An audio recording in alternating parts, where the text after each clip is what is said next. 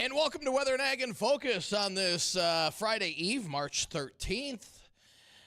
I'm Chief Meteorologist Dean Wysocki, along with our Ag Director Bridgette Readel. And Bridgette, it's feeling like spring out there today. Well, for most of us, not all of us, but not a bad afternoon out there. Well, we'll see how it looks sooner or later, but I know there's changes on the horizon. Yeah, there are. Yeah, in fact, we're going to go for what a wild swing in weather we've got coming. Today, it's not a bad one with temperatures in the far northern valley only in the 30s and low 40s, while the rest of us are in the 50s to right around 60 degrees. And we're looking at temperatures today climbing up, it looks like into the 60s for the central and southern valley, while areas of the northern valley stay a little chilly, 30s and 40s. Now, our record high today is 64, and we're going to come pretty darn close to that. Then tonight, clouds will thicken up a little bit. It's going to be tough to see that lunar eclipse late tonight, as we might be able to see it through some thin clouds if we get enough breaks, but other than that, it might be a little difficult for most with mild overnight, mid-40s with southeast winds 10 to 20. And then Friday, it's going to feel like spring. Increased humidity throughout the day, and we'll have highs in the mid to upper 60s in the central and southern valley while and in the lakes country, while in the far northern valley stays in the 30s. And then we'll see rain and a few thunder showers come into the area as we head into Friday evening. And then that rain will continue through about midnight or so. And then as we head towards Saturday morning, that will change over quickly to snow, and some of that will be on the heavy side Saturday morning, with winds ramping up 30 to 50 miles an hour.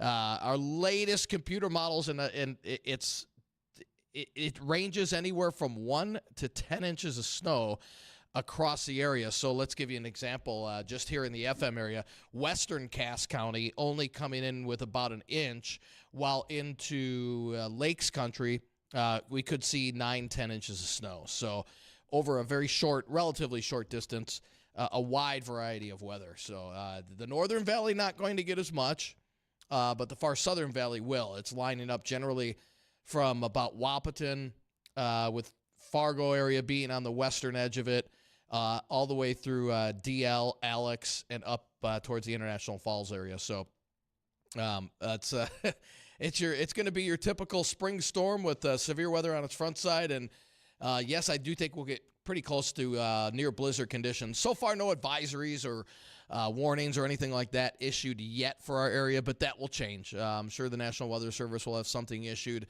if not by later this afternoon, for sure tomorrow for our area. Oh, my guess is yes, they just have to catch up a little bit, and we will see what things bring to us. But folks are watching closely. Like you said, it could be anywhere from 0 to 72 inches of snow. So get all the bread and milk and be prepared for the weekend. You just never know what might come up. Sounds like it's going to be a great weekend to break out the crock pots, folks. Make sure you do something nice and cozy at home. It will, yeah, no doubt about it. Yeah, if you have any travel plans Saturday, you might as well just alter them right now, that's for sure. We've got John, one of our dedicated listeners here on line one. John, how are you doing on this Friday Eve? Oh, I'm just absolutely happy as all heck because Bridgette's around. She's not traveling. Thanks, John. I've seen more chemtrails this week than I've seen in the last 8 months. So I know we're the ones who are in the target zone. So you think... Honestly... Go ahead. Go ahead, Dean. Well, I was going to say this, last night I get this little message from my close friend Dean Wysocki, and I want to know, did Ric Flair help you with that, or did Cher help you with that outfit? Thanks. That outfit is absolutely rocking the globe, dude. Well, thank you. I appreciate that. Is that all you got for us today, John? Well, yeah, like I said, it's yeah. Okay. 1 to 72 inches. It's all based on chemtrails in my book, and I've seen so many in this week alone, more than I've seen all winter combined in like the last 4 days. So, Bridgette, you can take that for whatever it's worth to you, but I'm sticking with my opinion on it. You stick with your opinion, John. To me, it's not worth much, but I really appreciate that you enjoy it. Well, we used to say in the old days, that and a dime will buy you a cup of coffee. Unfortunately, yeah. that doesn't happen Now you anymore. need a dollar bill, right? Yeah. This morning, here's the kicker. This morning, so once again, I walk into my favorite McDonald's up on the north side and see the smiling guy behind the counter, who's really decent guy, Frenchie, by the way. And it's now $2.03 for my large coffee with 3 cream and 3 sugar. When about a year ago it was $1. hmm I will Yeah. talk to you later on about my iced tea habit and how that's changed drastically under the same Oh, circumstances. Yes. okay. So I can't switch to tea and get out of this. Nope. Got bad news for you. Okay, that's it. I'm And hunkering down in the bunker. The heck with the world. I'm going to drink my weekend away. Hey, Have a great day. make sure the snowblower starts, John. We don't want that clonking Mine out on you. does. Mine does too. How about yours, Dean? You know, Yeah, that's right. I think it does because somebody you know takes care of you. Yeah, they do. Thanks, John. See ya. It's been a while. No wonder it's been so quiet around here. well, as folks are thinking ahead about the storm this weekend, there's lots to anticipate that you'll be hunkering down, just as we were talking about with John. Do not forget to head to our website and make sure you nominate your favorite farmer for a fabulous homemade quilt. And I say hunker down because it's going to be cold. That reminds us of being able to sit down on the couch with a nice heavy quilt and watch movies. Well, you can do that, especially if you nominate someone you know and might win this quilt. It is called The Farmer's Prayer. You can see a picture of it on our live stream if you're following us on Weather and Ag in Focus on Facebook, YouTube, or Acres TV. And you don't have to be from the area. You can nominate anyone that you like.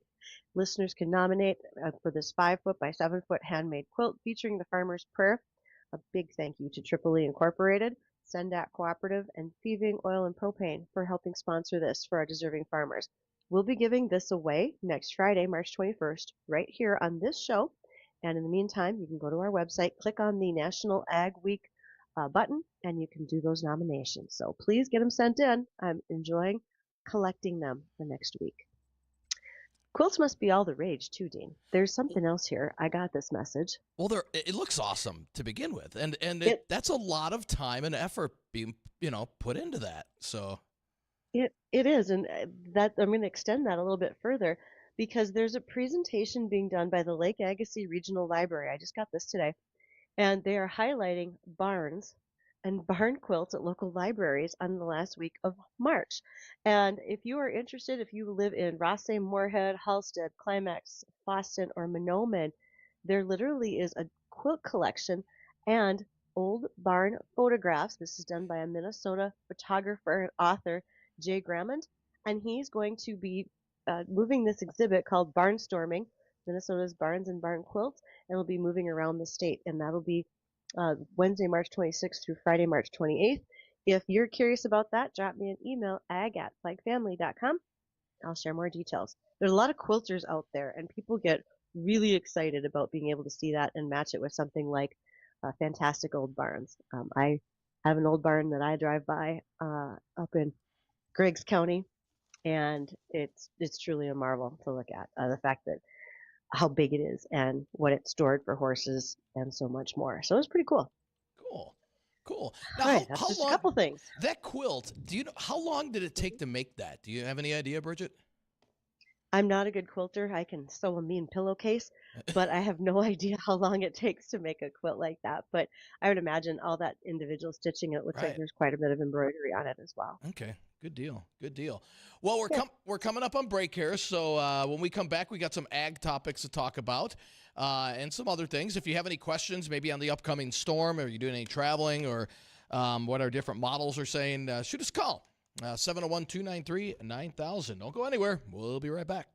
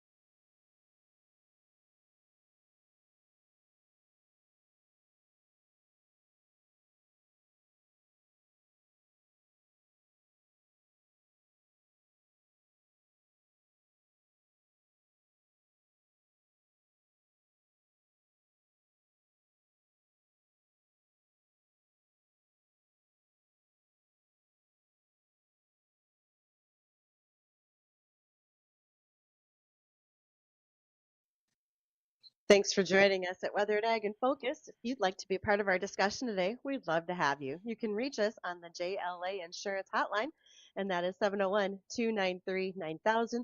As always, we're checking our emails, weather@flagfamily.com or ag@flagfamily.com. Just remember, when bad weather hits, JLA Insurance and its owner, Nate Thor's roots stand with those who tend the land. You can call Nate at 701-371-0311. Last night I was at a book club, and we talked about how it's so important to have kids job shadow you and learn about your job because they may want to do it in the future. And the weather and ag assistant ag director discussion came up. So yes, if you are a student, if you have a student who's sophomore in high school to sophomore in college age, and they have a background in agriculture and are interested in spending a day on the show with us, we'd love to have you. I've got a short application you can fill out. We will pick a day that fits best for your schedule so you're not skipping class, although if you want to skip class, that's up to you. I'd have figured out a way to do it as well. So you can join us. Coming up, we're going to do it all through the summer and into the fall. You can apply to be the assistant ag director. You're going to help us read headlines, interview guests, do our prep work. It's pretty much an internship for a day. We'd love to have you. So I hope we get more students who are applying. I've got about 2 or 3 in the hopper right now that are coming up very soon. Looking forward to it. And so far, the ones we've had have been very bright kids, which is good to see. It's good to see our youth so smart. We need it. Well, we're not going to pick the folks who have a hard time talking, because as one of the ladies at book club said last night, she said, my son's not really a great communicator. I said, head nods don't translate well on audio. I need someone who's willing to talk. Right. So that'd be great. Oh, man. Okay. It is now a reminder from North Dakota Stockmen's Association that the brand renewal period is about to begin here in 2025. Brands on cattle, horses, you can brand bison, you can brand oxen here in the state of North Dakota. Those brands are going to expire January 1st, 2026. So you've got a few months ahead of you. Renewal forms are going to come out in August, but it's kind of like your driver's license. You get the paperwork, you leave it on your desk, and then the day before you say, oh, I got to get that in. So make sure that you keep track of it, particularly if you and your ranch have multiple brands. Brands are still used to date to identify cattle, especially with interstate transit or moving between farms, etc. And so brands do not automatically renew. You've got to make sure you get it done. And just because you pick a brand, and let's use a triangle, just because you choose the triangle and you choose to place it on the animal, maybe on the left or right shoulder, left or right side, left or right hip, you don't own all the positions. When you renew, you only buy the position you have. So maybe you only have the positions all on the left side, etc. So you've got to make sure that you're planning ahead for how many you need. Now, I have a visual aid for those who are watching us on the Facebook, YouTube, and Acres live streams. This is the North Dakota brand record. Now, this one says 2006. It's a little older, but supplements are always sent to update it. This was my dad's, and what this has, in fact, I'll open it up and hold up a page for folks who are watching.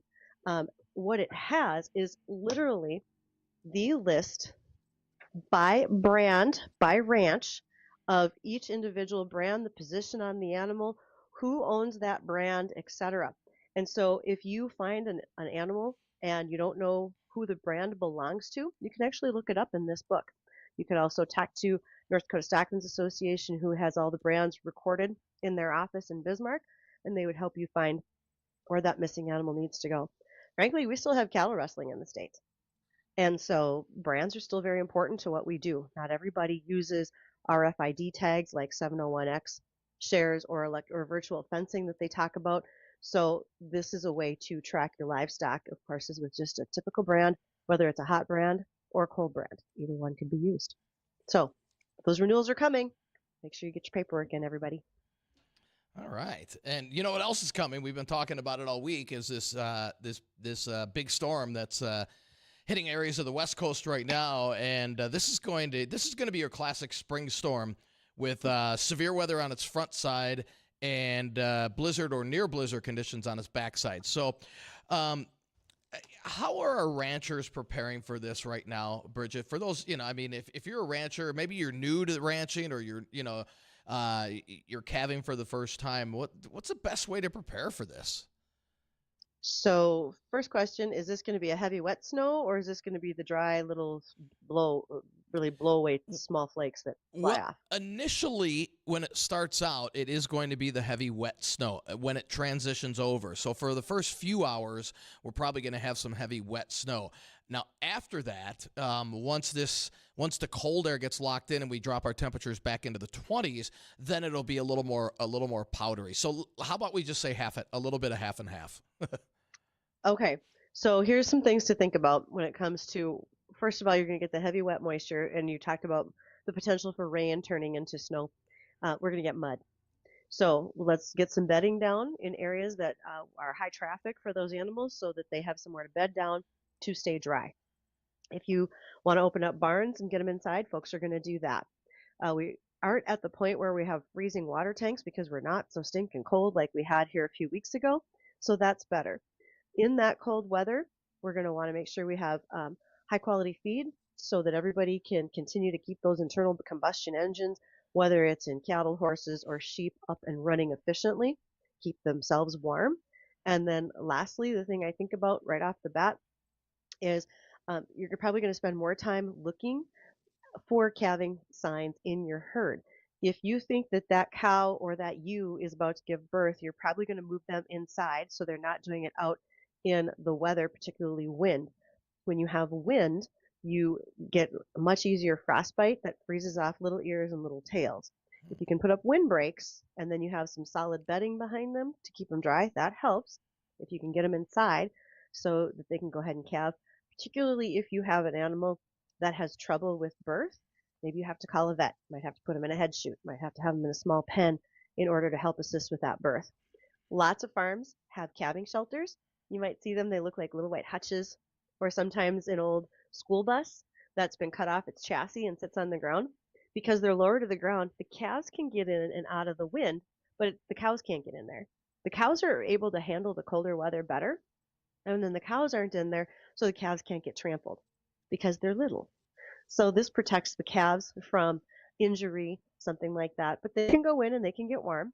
And when they're hungry and need something to eat, they'll come back out and find mom, and they can go in and out of their little shelters as needed. But it helps to keep them warm and prevents, like I said, frostbite on ears and tails. I've had farmers tell me they stock up on gray tape, like duct tape, to Mhm. wrap on ears and so forth in super bitter Aw. cold weather to protect them. I've also seen pictures on Facebook and Twitter where you can knit little caps, or you can even buy like a ski mask that goes over your calf that can protect them in that cold weather too. They look like a small herd of bank robbers on their way I out the door. bet.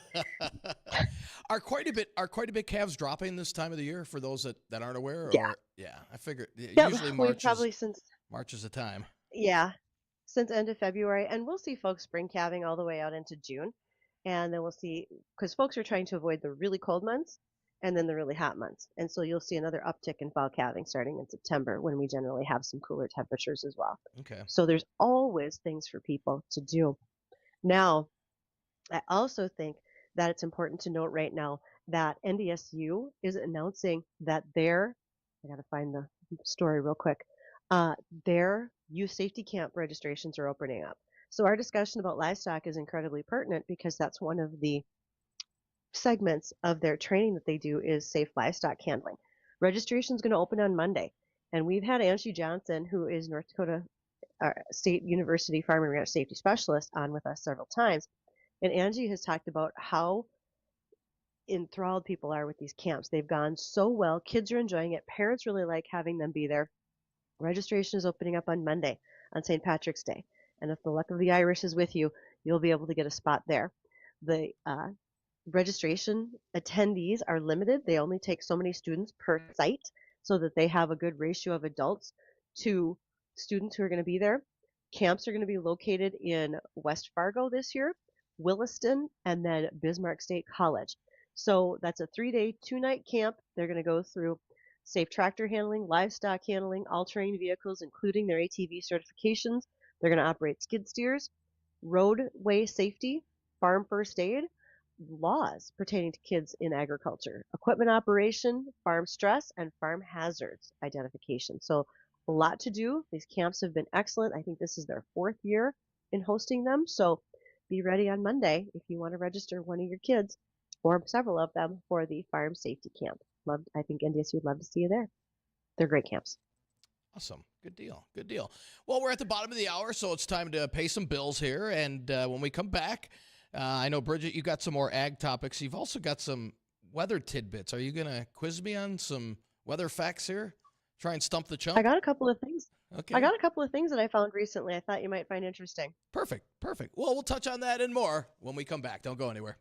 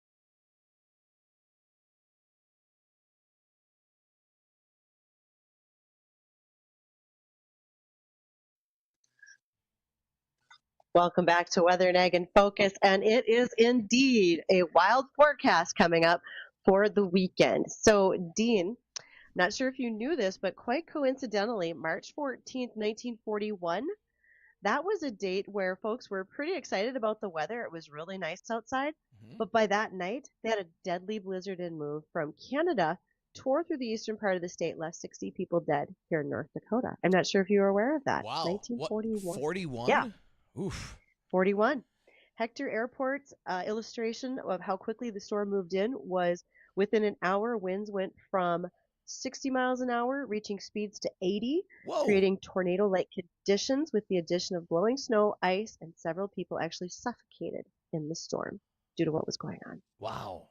Wow. And Yeah. communication's a lot better now than it was back then. So I'm guessing Oh, a yeah. lot of people didn't have as much heads up that, something's coming down the road where, I mean, we've got so many different forms of communication to get the word out now that everybody know. If you don't know what's coming this weekend, then you've been Yeah. living under a rock because, yeah, Well, interesting. yeah, and all of this is coming from Dakota Datebook, if any of you are familiar with that, which is often done on local prairie public stations where they give these updates on factual history from North Dakota. At the time, forecasts for us were issued from the Federal Weather Bureau in Chicago.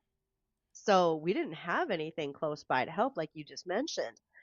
And we had a single forecast for the entire state, but officials were trying to amend it once they saw the conditions. After seeing the forecast, they thought there'd be minor winds, snow. People really had no idea what was coming. And when it took a turn for the worst, it went fast. Near Fort Ransom, North Dakota, a father and son froze to death. The tracks suggest that the man died first, leaving his 11-year-old son to die while attempting to drag his father to safety. A family near Daisy, North Dakota, was found dead the following morning, frozen in place as they tried to reach their farm home, and two cousins near Hannah, North Dakota, perished while walking home from a 4-H club meeting. So it was probably one of the deadliest storms in state history. Wow. And I mean, blizzards are nothing to mess around with. Even, I mean, it's just when you have zero visibility or pretty close to it, and you're trying to drive out, especially in the country areas, it's that can even today it could just lead to disaster. But and keep that in mind if you're going to be out Saturday. Again, areas close by could get anywhere from 6 to maybe 9, 10 inches. Targeting areas just east of the valley. Let's say, I mean, as close by as Hawley, Detroit Lakes. I mean, so that's not that far away, and that's why we say please keep up to date on the forecast because a small shift.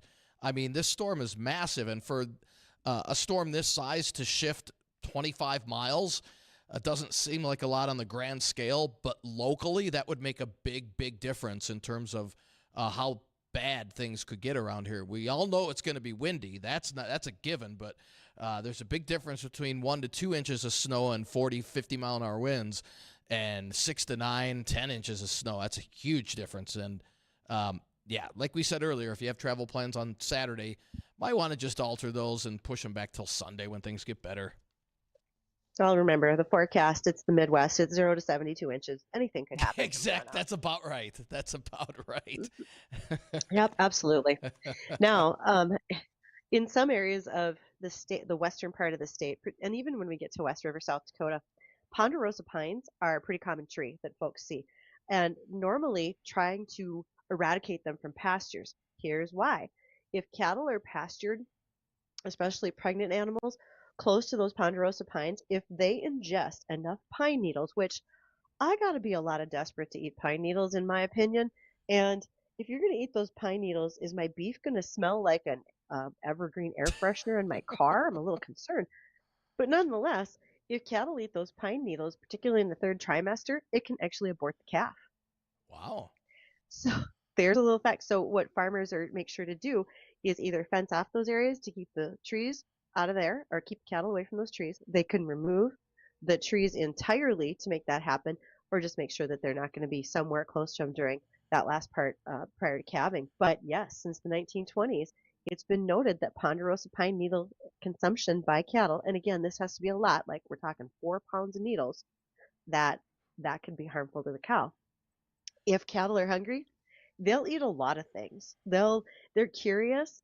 I've seen cattle, like lick on if there's a piece of farm equipment sitting there or a baler or anything, they'll lick it.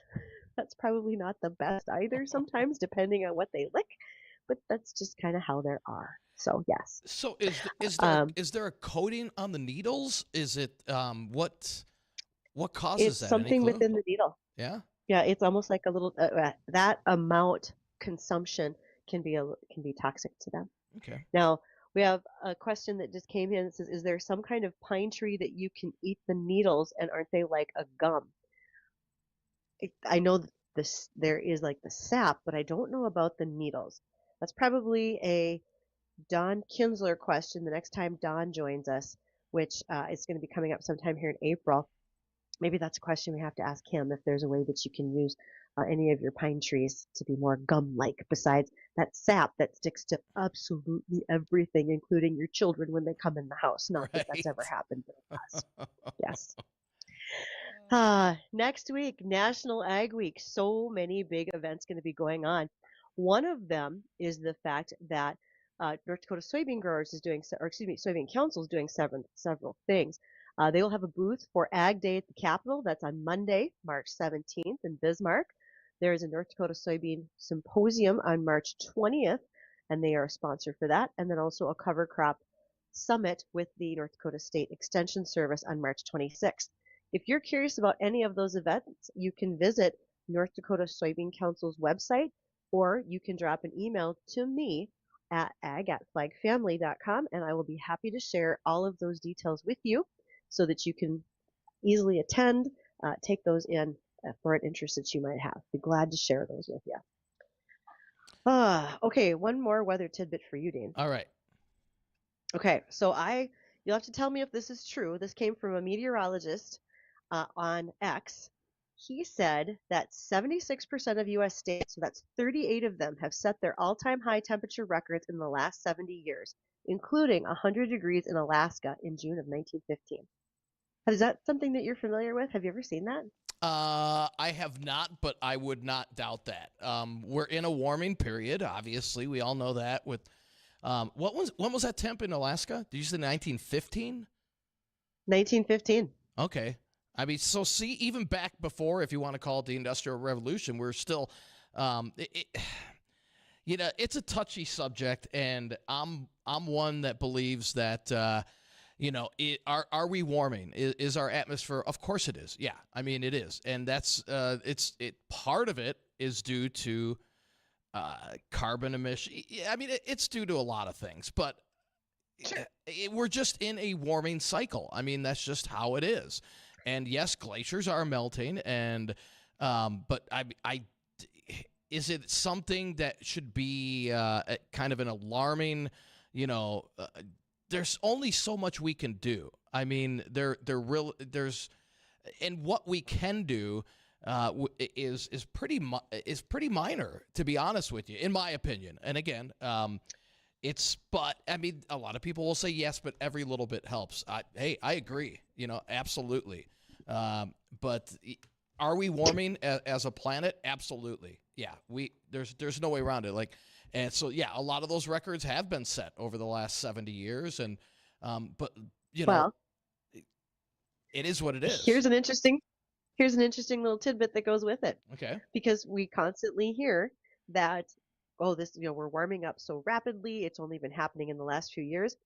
Only 2 of those states have set their records in the last decade. 120 was in Washington State in 2021 and 115 in Wyoming in 2019. Everything else has been later than that. Yeah. So it's a lot of it's, it's fear mongering, I guess, if you will, or There can be. or Yeah. you're trying to get a political agenda. I mean, let's be honest. I know John was kidding before about the chemtrails, but all right. So I know this is one of your touchy subjects, Bridgette. You love this one, but Sure. Sure. chemtrail, what you're seeing up there, and I've got pilot friends. Are we, and by we, I'm saying the government, or are they? I'm trying to figure out the exact words to use. Are they spraying stuff in the upper levels to alter our atmosphere? No. Are they spraying stuff to test things? Yes, they are. I mean, cloud seeding, stuff like that. Because if we can find a way to, I guess you could say, chemically enhance rain events over drier regions, if areas are going in a drought and there's somehow we can help that, I mean, why not? But to say that these chemtrails are poisoning us and just don't buy it. Sorry. And there's a lot of conspiracy theorists that fully buy into that. And sorry, Oh, sure. you know. Well, I like these stats because they show the actual records. 46 states, which that's 92% of the United States, have set their all-time high records more than 30 years ago. Yeah. So remember, I've lived through acid rain, the hole in the ozone layer, and so much more. We know that things are going to change. Weather does. It's not the same weather we have now that was here once upon a time, and it's going to continue to change. Right. Whether we can say that because of what's happened through, as you mentioned, the Industrial Revolution and more, but it's just the things we got to do, right? Exactly. It's how it's going to happen. So, Exactly. well, we've got one more segment, folks. We'll probably want to touch on the weather a little bit. We've got a few more headlines. It's been a busy week. I haven't hardly had any headlines. And in fact, our guest from yesterday, he emailed me right away this morning and said, I had so much fun. I didn't even get to tell you how Chinese New Year affected trying to get parts into the United States. So we'll have another chance to talk with Kurt Yeater and some of his exciting logistic questions about machinery at another time. But for the most part, right now, hang on, folks. We'll be back to touch base on weather and headlines next.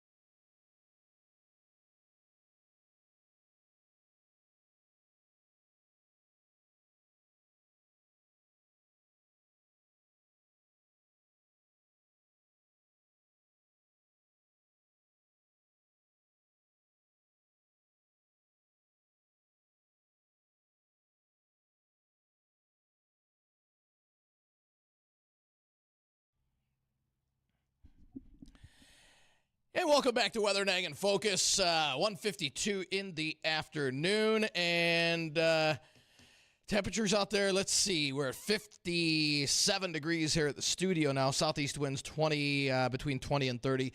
We're getting more clouds coming in from the west, so we were hoping for 64 today. I think we're going to be a little closer to 60. These clouds kind of going to block out a little more sun than anticipated, but still a very, very nice afternoon out there. So good day to hit the trails. Hey, Leonard Golf Course is open. I'm sure they're packed today, and they will be tomorrow because weather looks just as nice tomorrow, and even a little bit warmer before the rain comes in, and then that changes to snow. Bridgette, while on break, I quick went back into the office. Our morning model runs are now fully coming in, and I checked our main 4 models that we use. The only one that hasn't come in yet that'll be in later this afternoon is our European model, all now upping our snowfall total amounts as we head into Friday night and then especially Saturday morning. So this is not looking like a good situation for Saturday morning.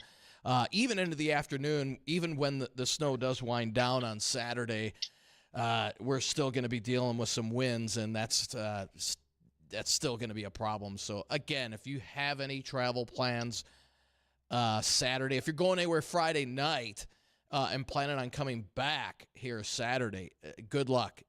It's gonna be a difficult one. And, again, this is focusing on the valley eastward, and then there's a very sharp cutoff as soon as you go 30, 40 miles west of the valley. So, things can still change, but the trend is for upping the snowfall totals as we head into Saturday morning. So just kind of keep that in the back of your mind. It's not going to be a pretty Saturday. I'll just leave it at that. Well, it's definitely going to be a day to do a little bit of research if you're home and stuck inside. One thing, again, don't forget to send your favorite farmer information in and nominate them for the Farmer's Prayer quilt that we're giving away. And that is courtesy of Triple E Incorporated, as well as Sendak Cooperative and Thieving Oil and Propane. Now, the director of the Center for Ag Law and Taxation has issued a warning saying farm families need to know about changes potentially for federal health insurance. There's a premium tax credit that covers a large portion of the cost, and it is set to expire at the end of this calendar year. So if Congress doesn't change the law, people who make than 400% of the federal poverty limit, which is not really extraordinary, they would be ineligible for that tax credit if they want to go buy insurance on the healthcare market. So what does that translate to dollars and cents? If a married couple is making $80,000 a year and would be outside the poverty limit, meaning they would pay the entire cost of the health insurance out of pocket, that premium tax credit might cost you $12,000 a year. If you don't qualify for it, now your insurance is going to cost you $32,000 a year. So it's especially concerning for couples on a marketplace plan, pushing into retirement, not yet on Medicare. Check with your tax professionals. So many people are working on those things right now. Ask that question and then what future implications might be. So never lose sight of what's happening now, but futuristically when it comes to your taxes and farm planning. A little bit of research here. So I've talked before about See and Spray sprayers, which are the brand name from John Deere, but there are other sprayers that are aftermarket on additional equipment as well.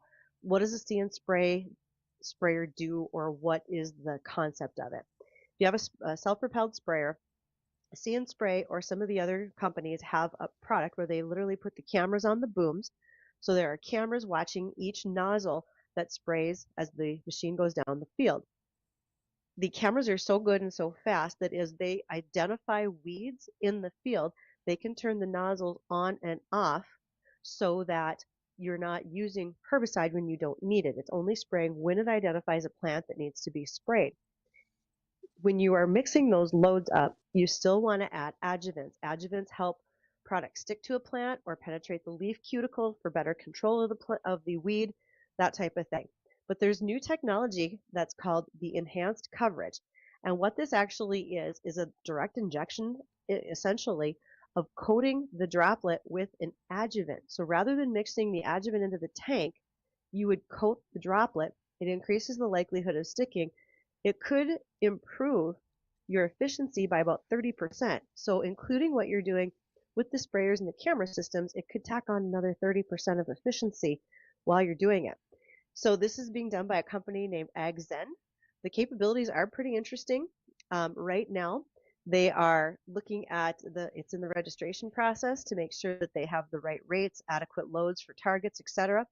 They know that this could potentially help with evolving ag retail custom application services, and even with crop protection companies looking to compare their performance of a product versus others. So something to keep its eye on. We'll see if that is something that can come to fruition.